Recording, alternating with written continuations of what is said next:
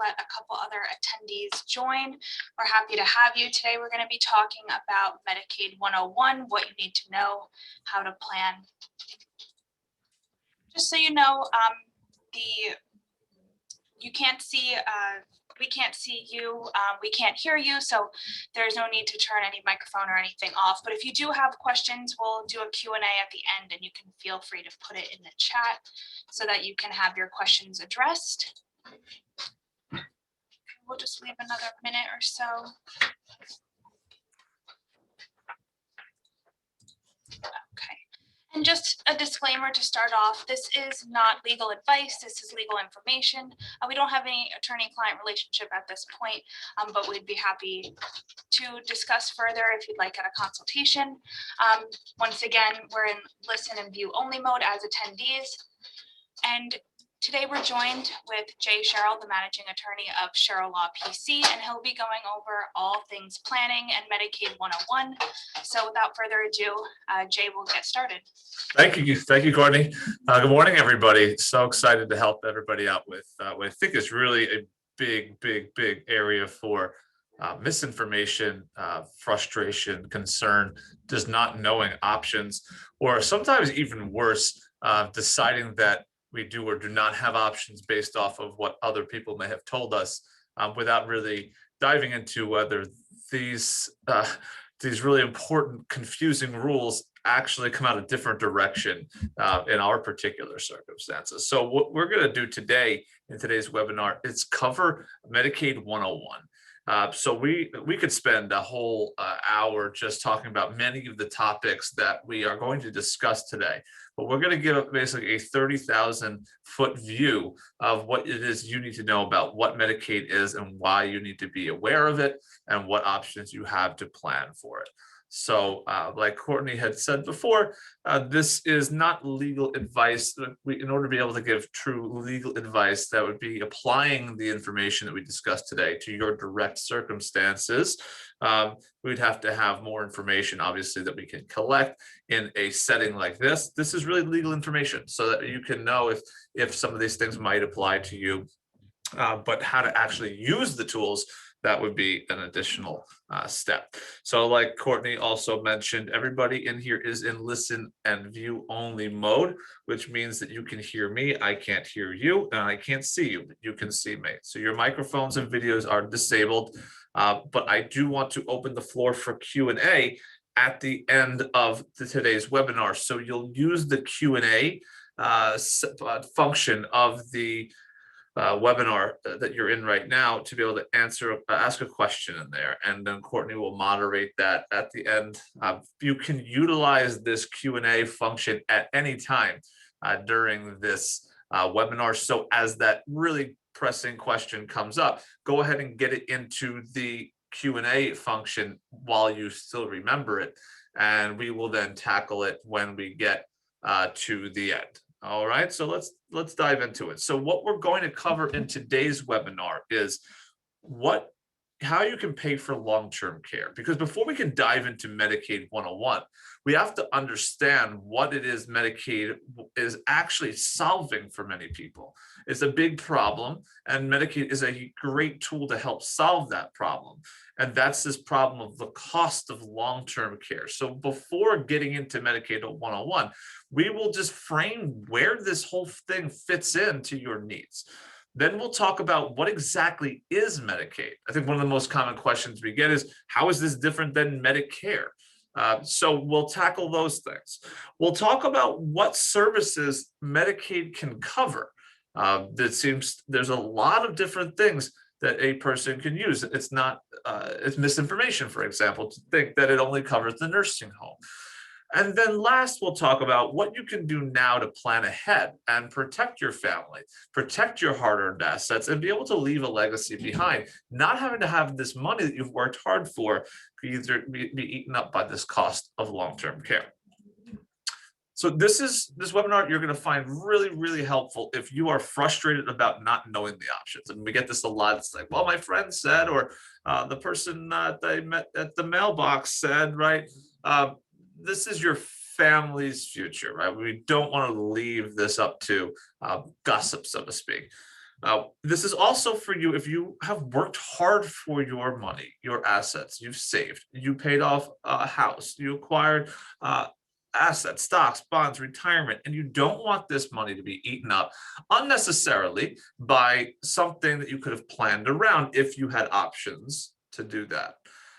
It's also for you if you don't want to leave a mess behind, because dealing with a plan where we haven't planned ahead, we'll touch briefly on that today, can be a lot messier, right? A lot more time consuming, a lot more stressful, and a lot less cost efficient. And it's also for you if you don't want to outlive your life savings. If you're concerned about yourself or your spouse actually spending all of your money on long-term care, on home health aides, nursing homes, then this is also information that you're going to want to know about. But let me tell you a little bit about myself and who I am and who we are as a firm. My name is Sheryll. I am the managing attorney and founder of Sheryll Law PC. We are the East End estate planning, elder law, trust and estates firm. That's a mouthful. That's a lot of stuff that we do, but it's such a very narrow niche in what we help people with. And what we help people do is plan to protect their assets and leave their legacy to their children, to their families that they desire. There's estate planning tools that they can use. If they only knew the rules and knew how to do it, we help them do that, implement these plans, make sure these plans are operating at 100% of efficiency and maintain the plan that a person wants. And a big part of that is protecting assets from long-term care, because this can be one of the largest, next to estate taxes, one of the largest drains on your hard-earned assets that a person would want to leave behind in their estates. And so many times people will ask us, is it not just enough to have a will? I say to them, a will only take care of what you have left when you pass away. If you haven't taken the steps to prepare a plan that addresses things that can be a drag on those assets, then no, a will is not enough, because a will is simply going to name a beneficiary for who gets your assets when you pass away, if there's anything left. So why am I passionate about this? Let me tell you a little bit about myself, my family, and how we created the firm. This is my wife and I. We were about 3 years old here at a wedding. We have not been together since then, but I'll tell you the story of how we got together. But this really is it. I mean, it's about family. It's about legacy.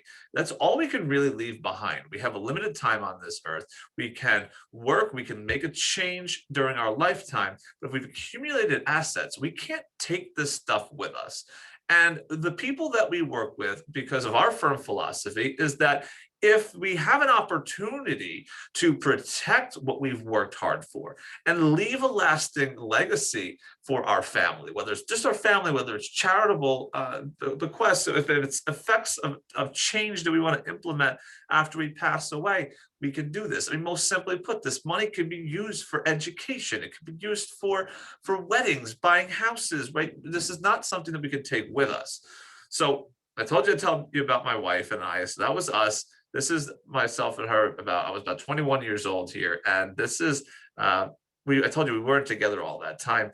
I had been constantly asking her to go on a date with me, and finally she said yes. It was probably about 7 months before this. But this is really how I became an attorney and why I do what I do. I was at the time wanting to go to school to become a traffic control officer. This took a lot of thick skin, although it was not thick when I started. This was writing tickets for the South Old Town Police Department. And we were doing this at the Strawberry Festival out east on 48 there. But what led me down this path was wanting to go to school to get my criminal justice degree. And I did that. And so I went back to school and I got my criminal justice degree. But in the course of doing so, I studied criminal law. It was the first time that I ever studied something in school that actually felt fun to work on. And so we did this, but it took me away from my goal to be an estate planner, to goal to be a police officer, because I started to take other courses in estate planning, and I did that in law, and I took business law, took constitutional law, and I ended up getting a job in the estate planning firm right around the time I got married here with my wife. And that was really the direction that I wanted to go. I decided I didn't want to represent criminals. I wanted to represent people that wanted to plan to protect their assets for their marriages, for their loved ones, for their kids, for their grandkids, because these are the shining gems in life, right? And these are the places people and the things that we can be a part of, even when we aren't here. Uh, so that was really the goal of why we started this firm. And when we started this firm, we decided we would only represent people with that mouthful of estate planning, elder law, probate, trust and estates, everything right around this intricate family issue. But that's not why I started my firm. So this firm here that we started was about the time between the birth of my first child, and this is the birth of my second child. This is Lily. I was working for a firm at this time. I was helping them with their estate planning practice and their elder law practice. And I had worked in the industry for about 10 years, and I just hated the way that people worked. I hated that it had become so transactional. There was a big push at this time for lawyers to move to flat fees, which we do. But where I found that people got left behind out of hourly rates, because people didn't like hourly rates, because it's like, oh, what is this going to cost me? I don't know. I'm going to charge you by the hour, right? So people like flat fees. What I found at this time was people were transactional about it. So now you just became like a stamp. Boom. It was moving down a factory line because now it's a widget, right? We'll just put a price point on it. So this firm was founded at this time was with the mindset that we were going to have flat fees, but that your estate plan would not become a transaction. We would structure this in a way that we can continue to help you, continue to help your families as different needs arise throughout the years. And so my second daughter, that's now her in the back there, she was born premature. And I made a decision at that time because it was just so fragile at that time, having gone through that stressful experience, that this is something I need to do, not think about. I just need to do it. And so we did that. That's her there 2 years ago on Halloween. So she's doing fantastic. But this is why I do what I do.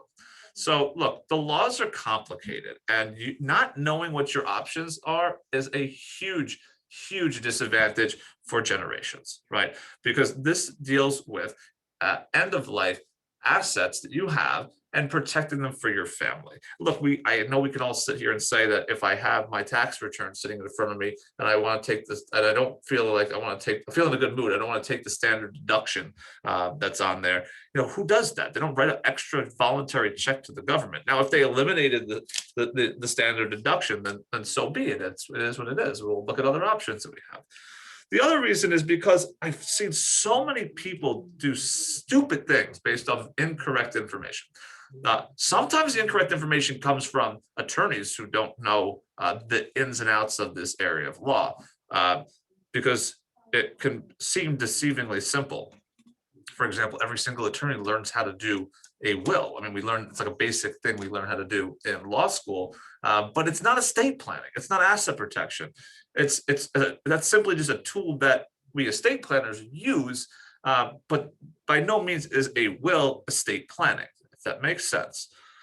And I also love seeing the sigh of relief that we see our clients have when they get this stuff in order, when we check this off the yearly annual review, right? That we check this off as something we know is working, we know is doing what it's intended to do.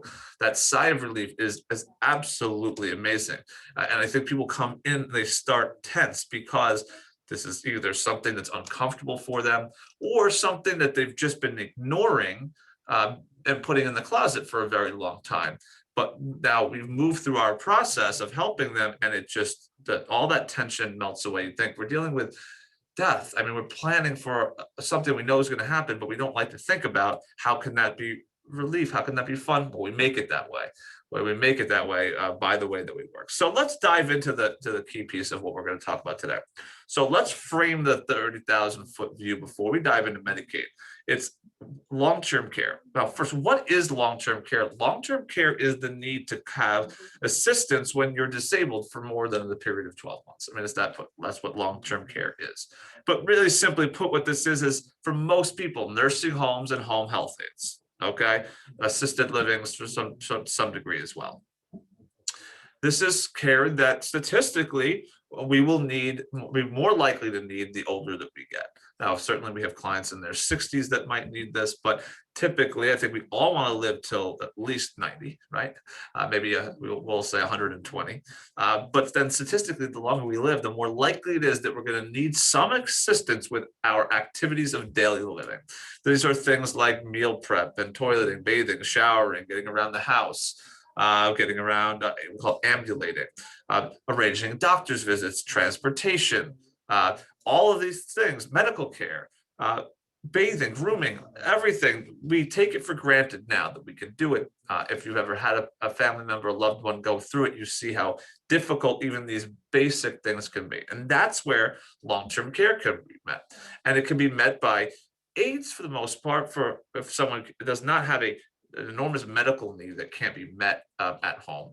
But if there is that additional medical need for rehabilitation, therapy, and simply where we are in the suburbs, for example, or in the country, right, depending on where you are on Long Island, there can be very difficult access to these places that we now need transportation for an individual who is isolated at home. So the way that we can pay for this care is either out of pocket, long-term care insurance, or Medicaid. Now, the average cost of long-term care can be, in today's figures, well, actually, I should say this is last year, pre the 7% inflation that we had last year, on average, about $13,000 a month. Okay. Skilled nursing facility is going to be upwards of 16,000. AIDS is going to be lower than that 13,000, depending on how many hours you need. A live-in can be approaching that 13,000 for 24 hours, 7 days a week, 365 days. Depends on the need.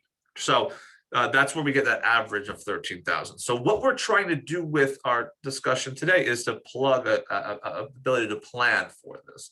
So number one you can do is you can pay out of pocket, right? So this is where you just reach in your own pocket and you pay for this care. Now, naturally, there's some downsides of this, is because that's not a lot of money, right? If on average, if we need 13, let's say 3 years in a skilled nursing facility for one individual, we need to have a total of $540,000 pegged for one spouse. Now, if we need two spouses, both need that care for 3 years, that's over $1 million that we're talking about of just long-term care cost. So this can often have you depleting all of your life savings, taking out reverse mortgages on your house, liquidating your retirement assets, further exacerbating the problem because you're paying unnecessary taxes on those, when if you held those until passing, that you have a significant tax advantage. Selling assets for the same thing, selling pieces of real estate, liquidating things to have to pay for this. Again, having negative tax consequences as well. So that's a big concern.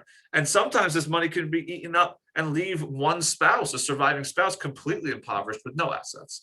So that's a big problem. If you have enough assets, this can be a good option. If you have enough to necessarily pay from income for this. So if you have investments that can pay for income, and then the income can be generated without having to touch or deplete your principal, this can be one way. Another way, though, is in the same vein. What if I want to pay for care with insurance, and where does that fit in? So we could do a whole another hour on just long-term care insurance and the different tools. And so we've just oversimplified this slide. Is really just all insurance products, right?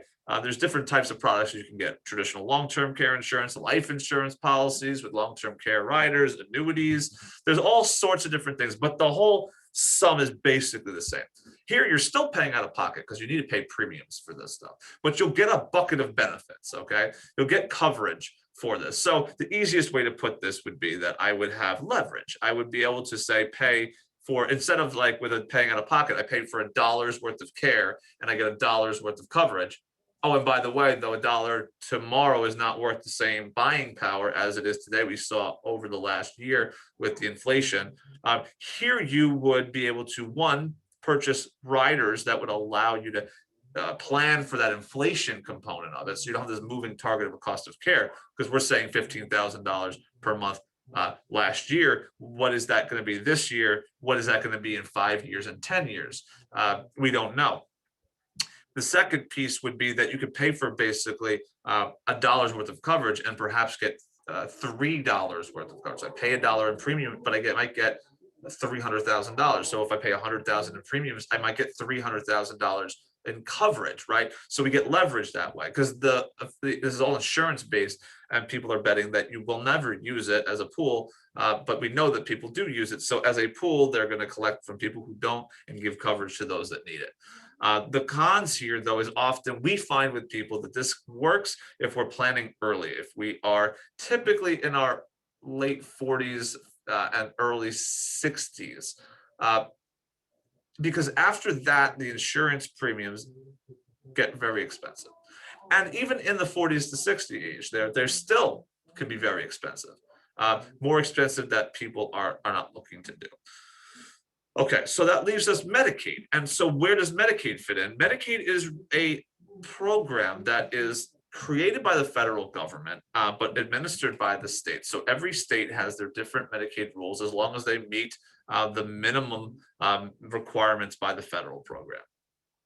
And one of the biggest misconceptions we hear is that, oh, isn't Medicaid just welfare? And the answer is no. Medicaid is not just for low-income individuals, not in this arena. Medicaid is actually how most people in the middle class pay for long-term care. This is because of everything we just talked about. The premiums for long-term care insurance are super high, often waited too long to get long-term care insurance. Paying out of pocket is just not feasible or desired when we can plan ahead and have the Medicaid program step in.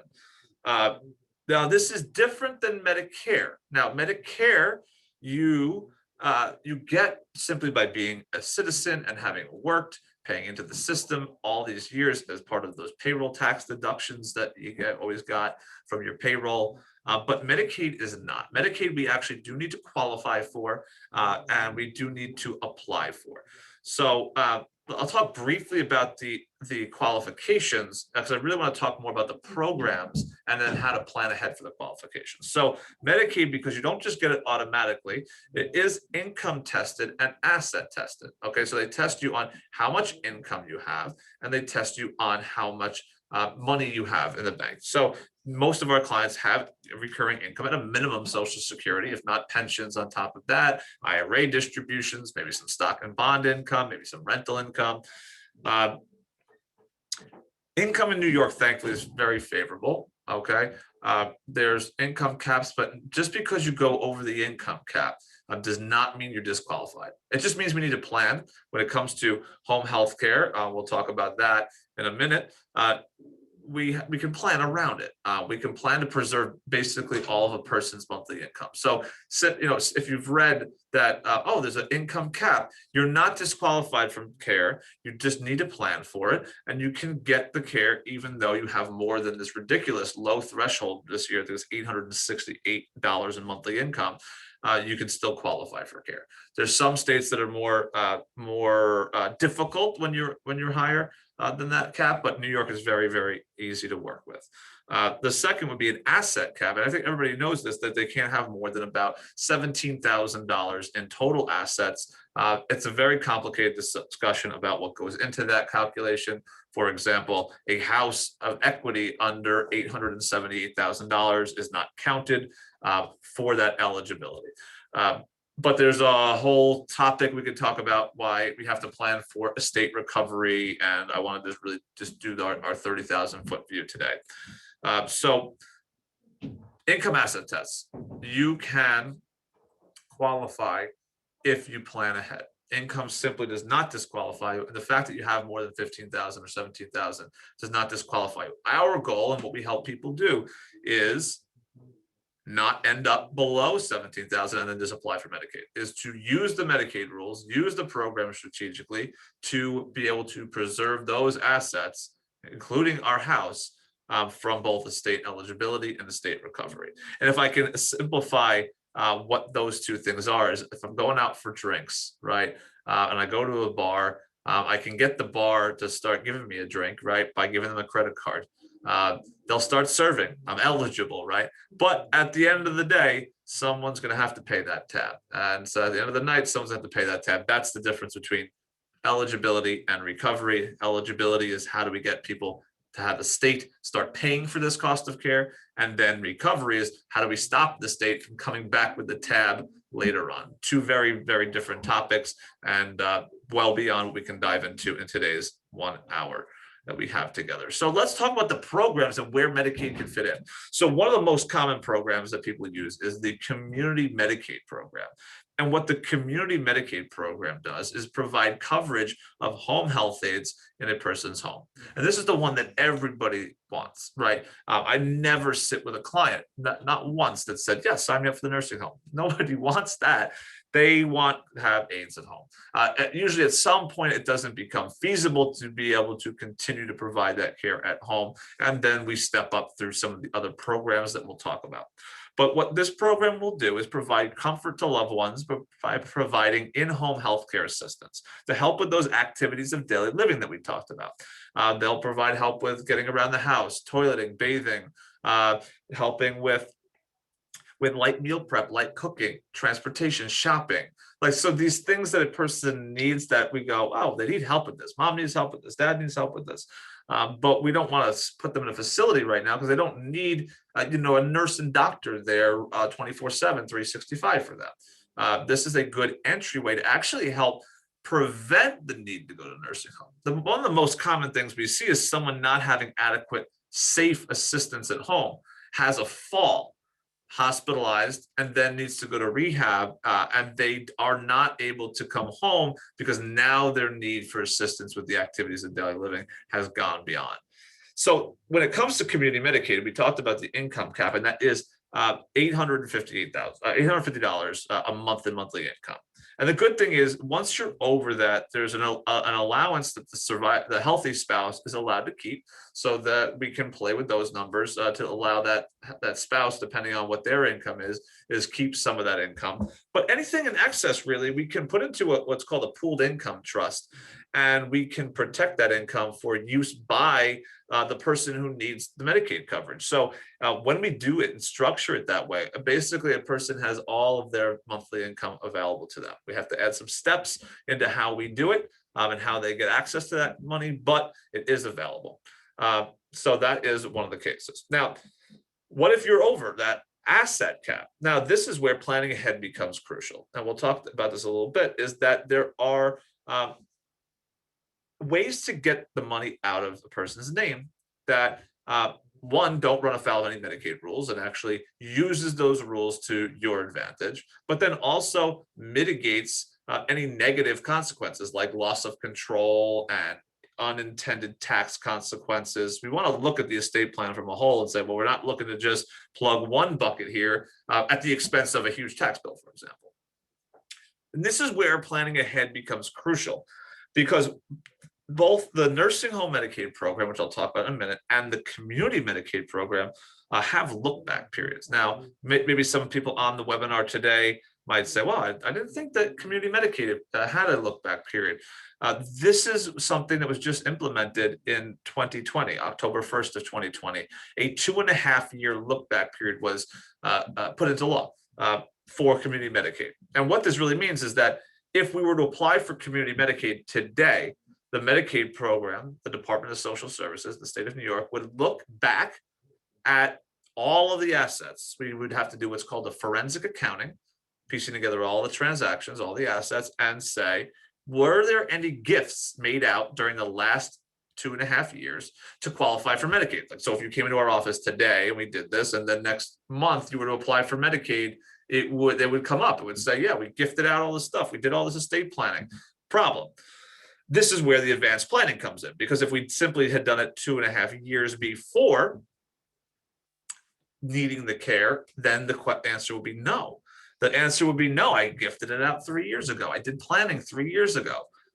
That would allow us to say no to that question, and then you would have that asset protected beyond the reach of the look back. And this is where I say, if the state wants to change the rules, they can, is because prior to October 2020, there was no look back period. And they decided they wanted to add a look back period. So now we just need to know that and plan in advance.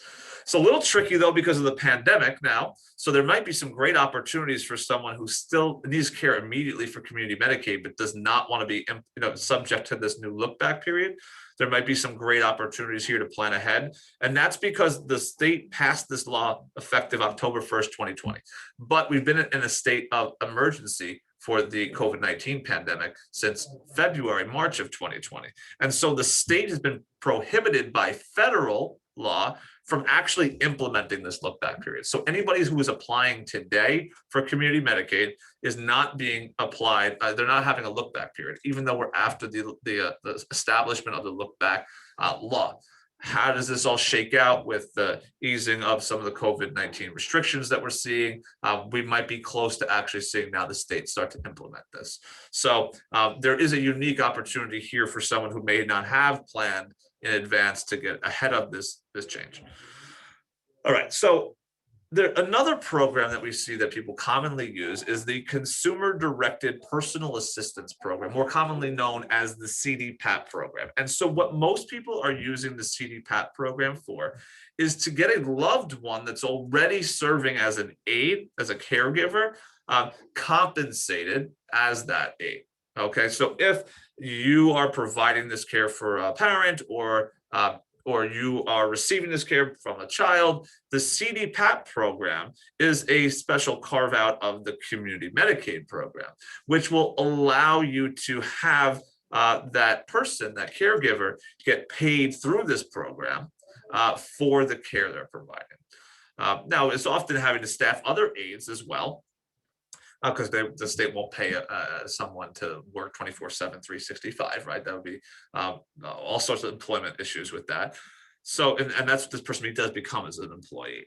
So the big difference, though, besides that piece, is that instead of having a home health agency staff the aid through the community Medicaid program, when we elect to use the CDPAP program, you end up becoming essentially the home health agency. You're required with staffing, providing payroll, getting the training that needs to be done so you can be a personal care aide.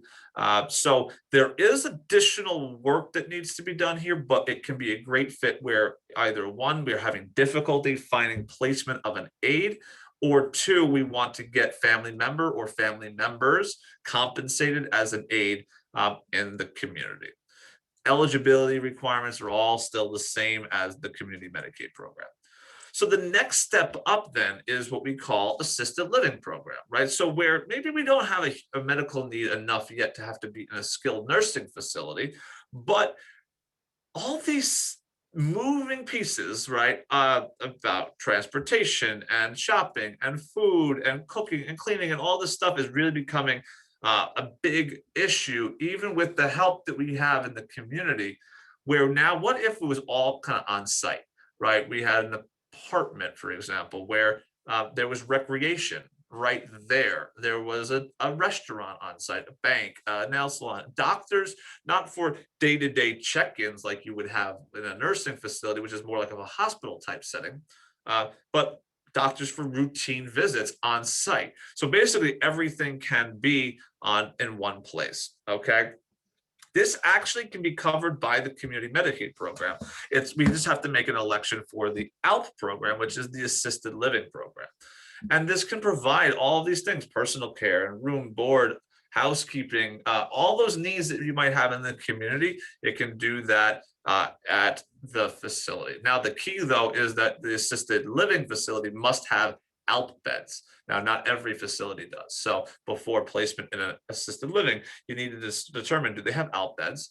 There are 3 facilities that all of their beds are available for ALP in Suffolk County, for example. And so those are very popular with people that are using Medicaid to pay for assisted living, which can range anywhere from $7,000 to $15,000 as well, depending on which facilities you're looking at.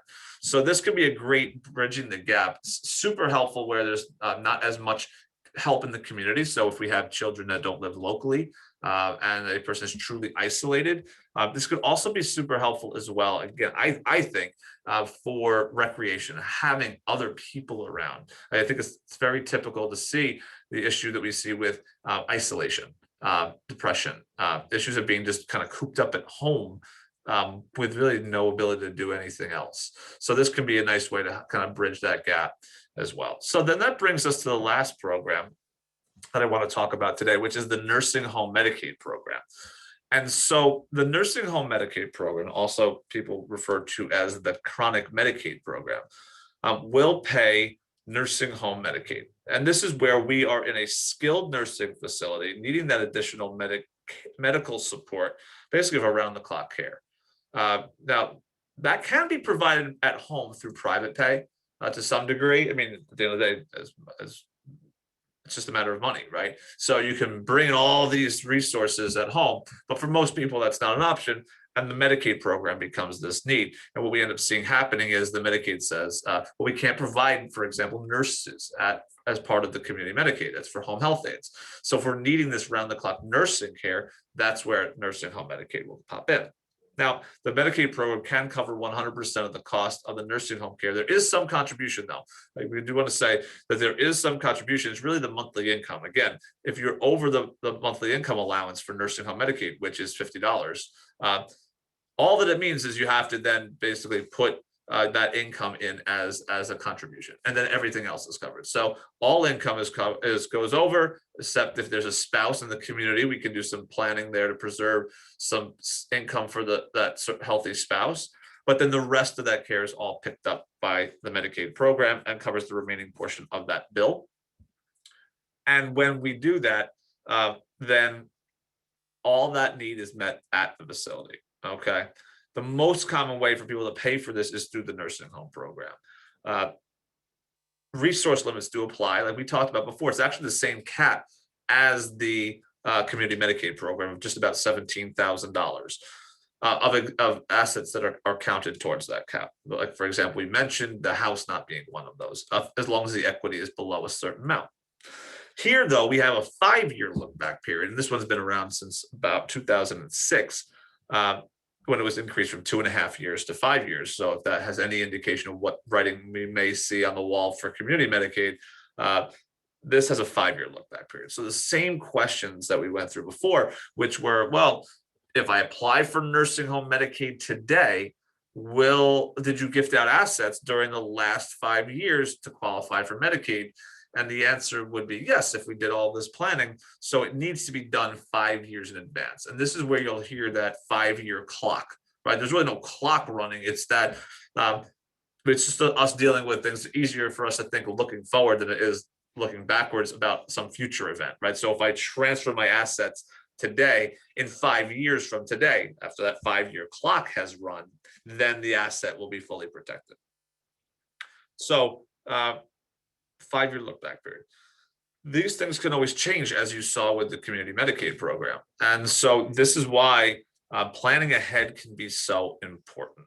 Now, what we find is that by the time it's needed, it's often too late for the best planning options. And we'll talk about some different planning options in our next slide, but it's often too late for the best planning options. It doesn't mean you're out of options. I mean, it's not uncommon, depending on how much we're trying to save, that a person on the eve of needing a nursing home can still save about half of their assets. But that means half of their assets are going to end up going to pay for the nursing home care. And so planning in advance can often result in perhaps 100% savings.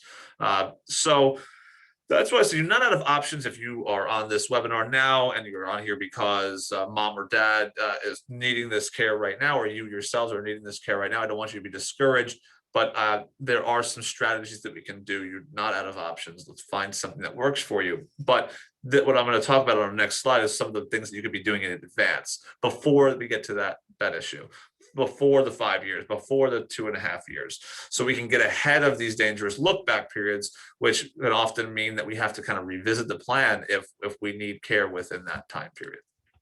So estate planning becomes a huge tool to be able to help you with planning for long-term care, because the estate plan has to address these Medicaid lookbacks, Medicaid eligibility, and the Medicaid estate recovery.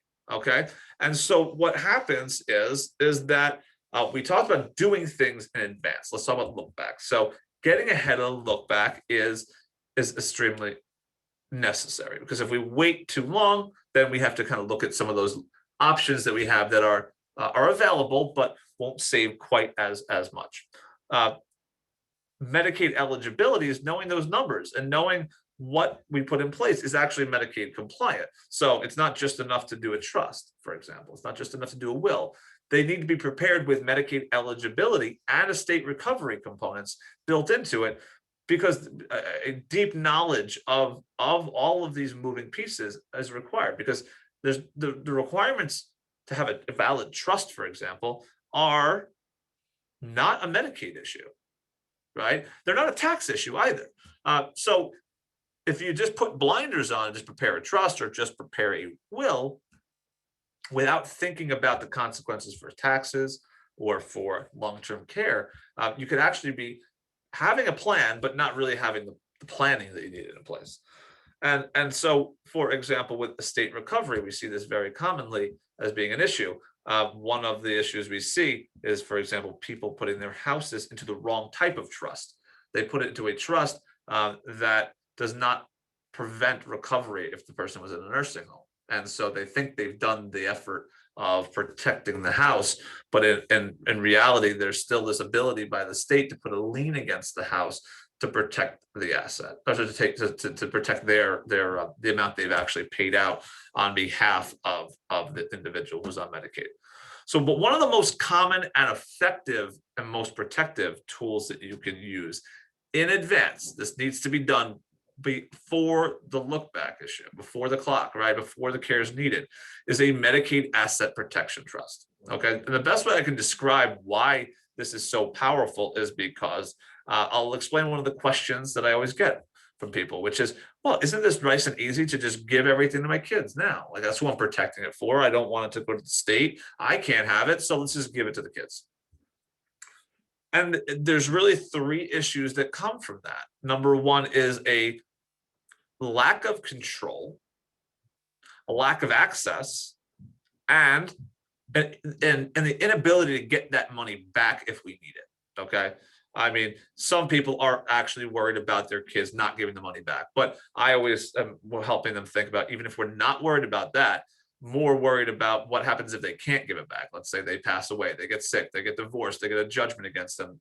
We don't need all of our assets being in their name, because it's really, really risky now. Okay. Lack of control is that you have other people in control of your money, right? And lack of access is that we can't really get this back without their permission. And you can't spend the money on your behalf because it's in someone else's name. So those will all become issues. But probably the other biggest issue that we see is tax issues. So I think the easiest way to describe this would be with the most common large asset that a person has when we're dealing with asset protection trust is their home. So let's take the home, for example. A person may or may not be taking equity out of the house, usually either a reverse mortgage in some cases, but most times they're not. What they don't need the equity. They need a safe place to live. If we just give the kids the house, sure, we get it out of the name for the 5-year look back period or the 2.5-year look back period, if we do it at the right time, but we now lose the right to live in the house, right? It's not our house anymore. Simply not our house. You're putting it in the kid's name. Again, I'm sure great relationship, right? Never gonna kick you out or charge you rent. But what happens if they passed away? Now maybe the house is owned by your grandkids.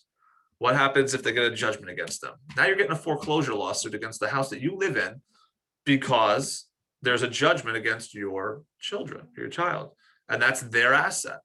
So the Medicaid Asset Protection Trust addresses the need to have your ability to live in your house. Okay.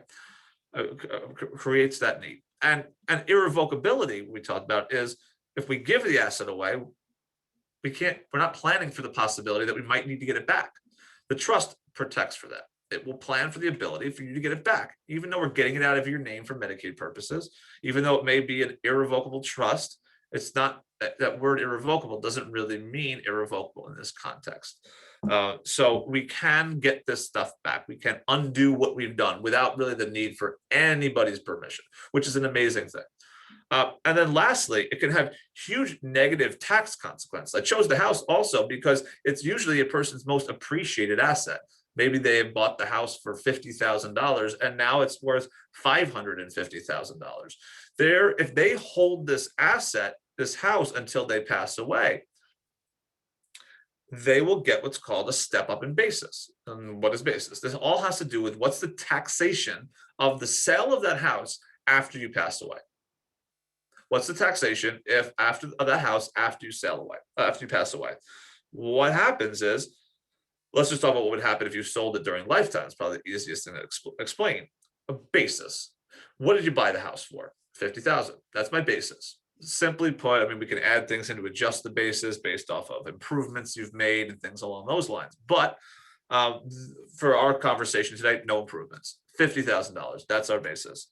If you sell it for $450,000, there's $400,000 of gain there, right? The difference between the sale price and your basis. 450 minus 50 is 400. So there's $400,000 of gain there. Now, it's your principal residence, assuming that you have not used your exclusion yet. You have an exclusion of $250,000 per spouse, meaning $500,000 combined. $400,000 is less than the $500,000, $0 in taxes owed because you have exclusion for your principal residence. What happens then if you leave the asset, forget about Medicaid, for example, for right now, just leave the house in your name. Don't sell it during your lifetime, leave it to a kids under the will. You do that, the kids get what's called a step up in basis.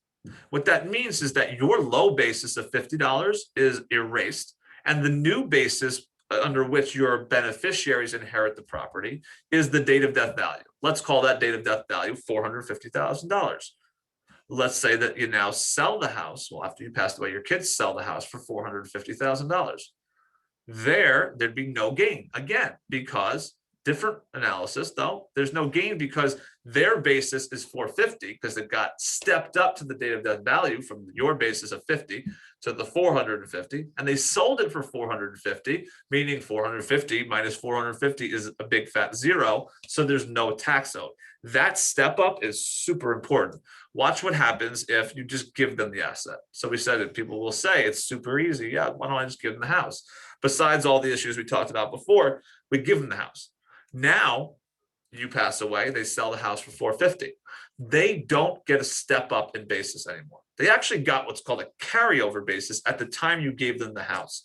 Your low basis of 50,000 is carried over to them under their tax and their Social Security. It's not owed at the time of the gift, but at the time of the sale, when we go to calculate their basis, it will be 450 minus the 50,000, so $400,000 of gain. And they're not going to get that principal residence exclusion because most of the times our kids are living in their own houses. So they're not going to get that. They're going to have now this asset without having the ability to get that exclusion, meaning that they'll have to pay taxes on that. I mean, just simply put, it's about 25%. So that would be about $100,000 of taxes on that transaction. So simple is not necessarily the solution here. And that's where the trust can come into play and help protect that, because the trust will allow you to be able to protect that step up in basis. Otherwise, it wouldn't make sense to do it. It can also protect your ability to collect your property tax exemptions and not allow you to have those now increased on this planning. We certainly don't want to recommend paying more in property taxes on the possibility that you might need this care. So the key, though, I want everybody to take away from all of this, because we talked about a lot, was that there's no one size fits all approach to this. One, we talked about at least 4 different programs of how Medicaid can help you. We also talked about changing laws that are moving and need to be planned in advance for, but we also don't know what those laws will look like when the time comes that you actually need the care. And also, we talked about how there could be pitfalls of just doing something because you heard that it was a good fit. That goes for the Medicaid Asset Protection Trust also. It's not a good fit for everybody. And even then, the terms of that trust need to be what makes you feel comfortable and how your family feels comfortable in terms of your wishes.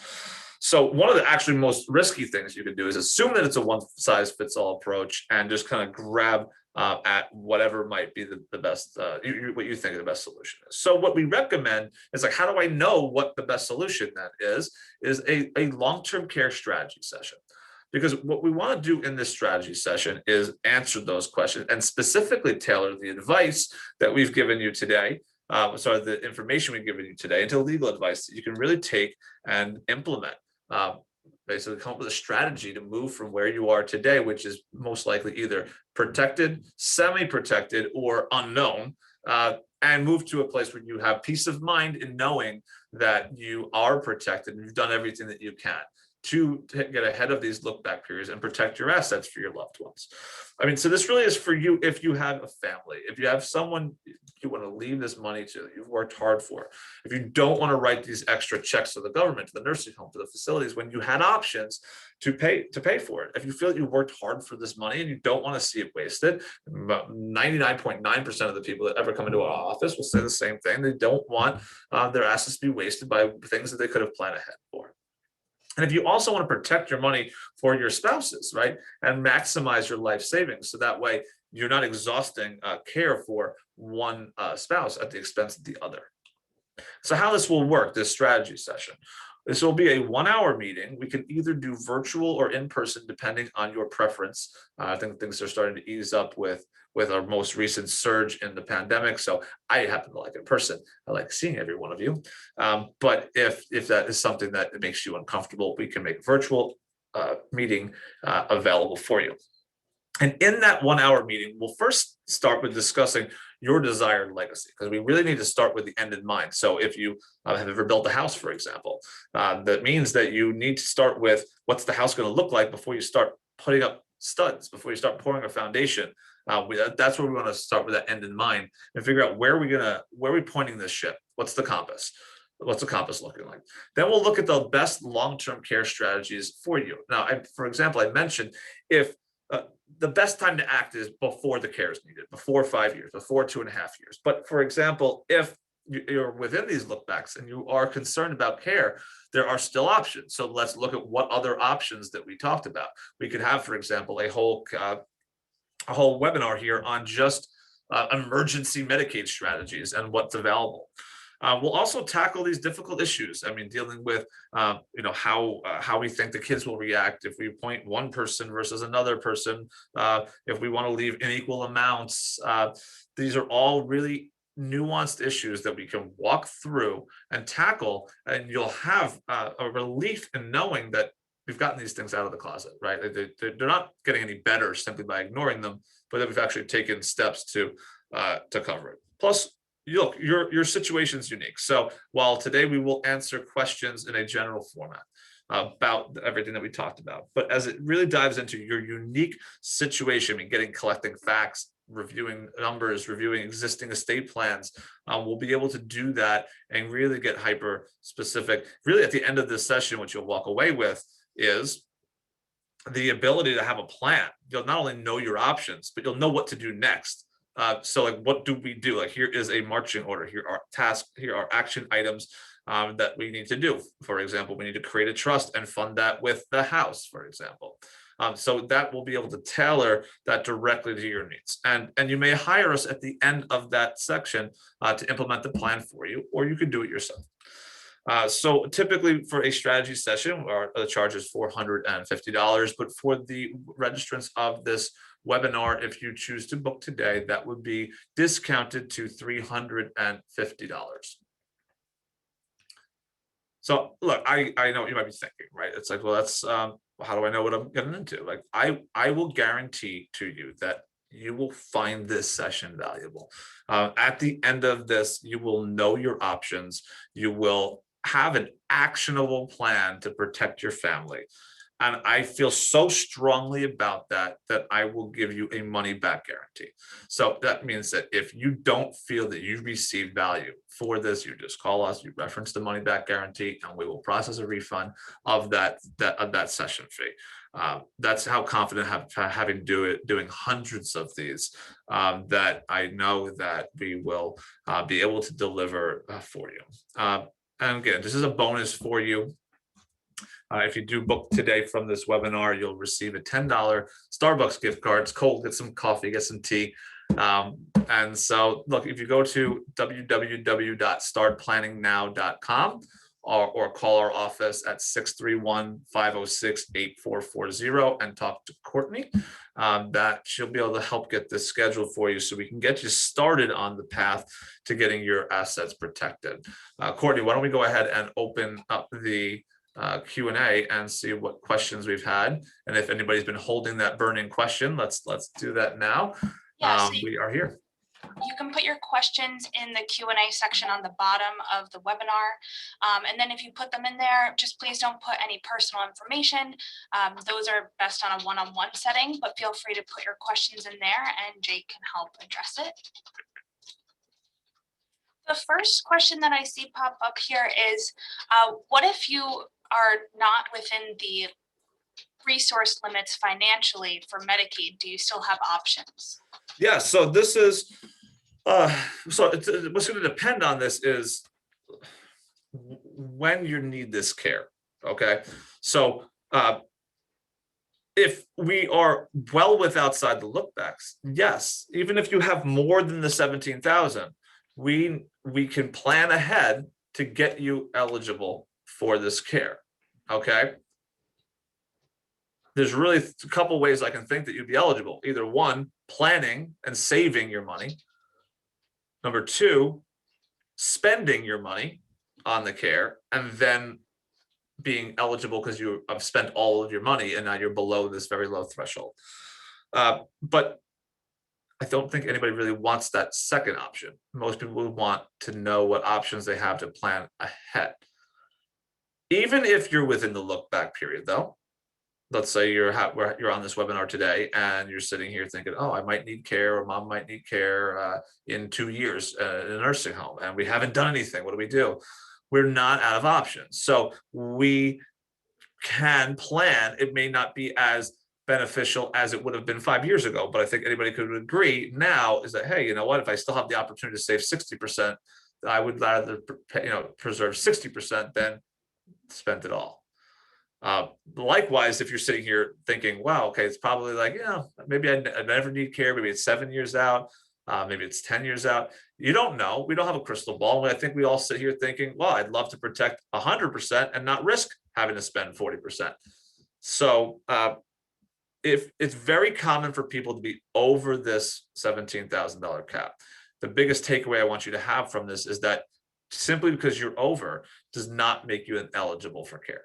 We just need to look at how to make sure that you will be eligible in the future with as little cost of your savings and to protect for your family.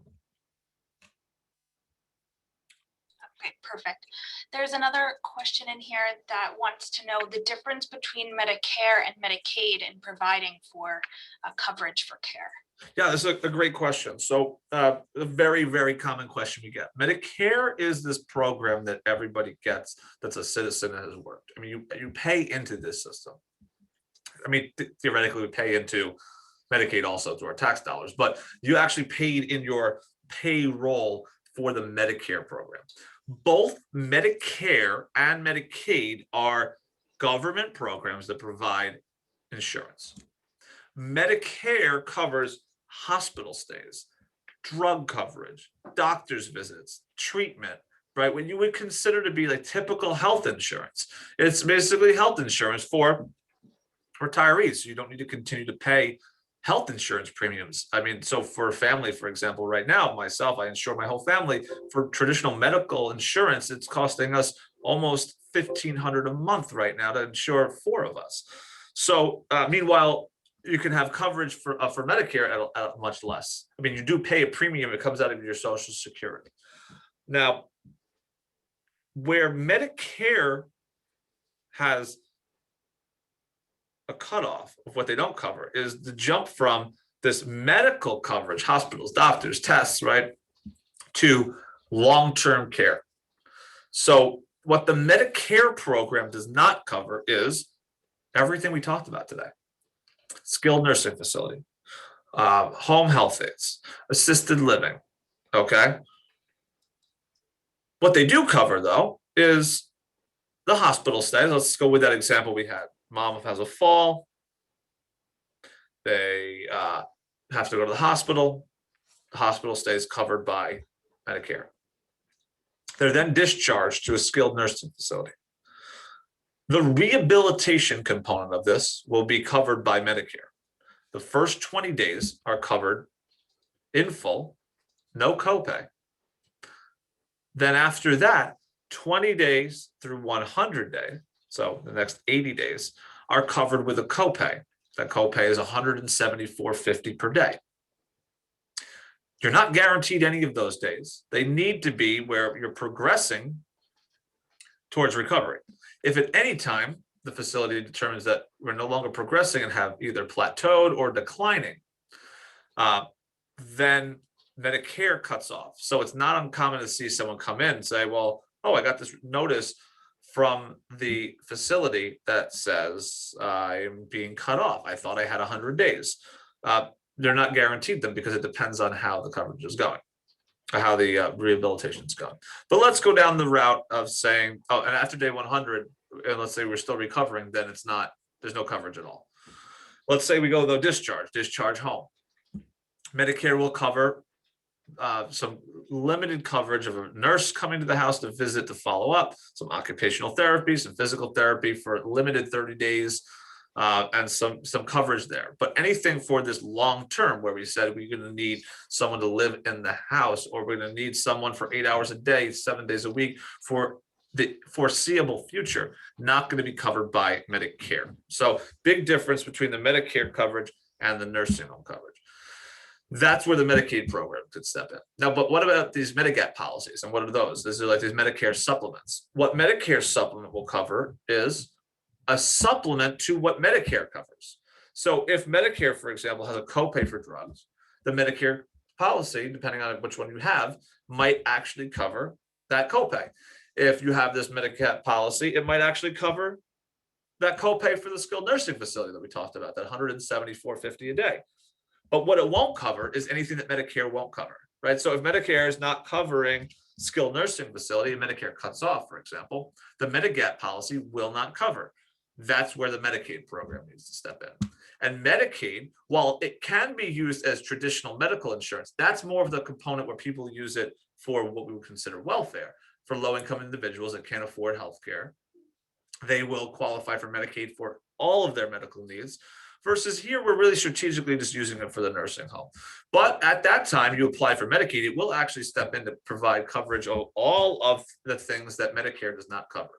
So essentially, when a person is on the Medicaid program, even when they're on skilled nursing facility or for chronic Medicaid or for home health care, it will be done in a way that they don't really have any copays anymore. So all that stuff that Medicare was no longer covering will now be covered by Medicaid.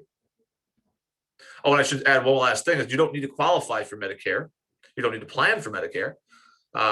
You qualify simply by having paid in the system. I mean, there could be a whole thought process into when to claim, when not to claim, and all that stuff with Social Security and all of that, Medicare. But when it comes down to the income and asset test we talked about, there's no qualifications for Medicare.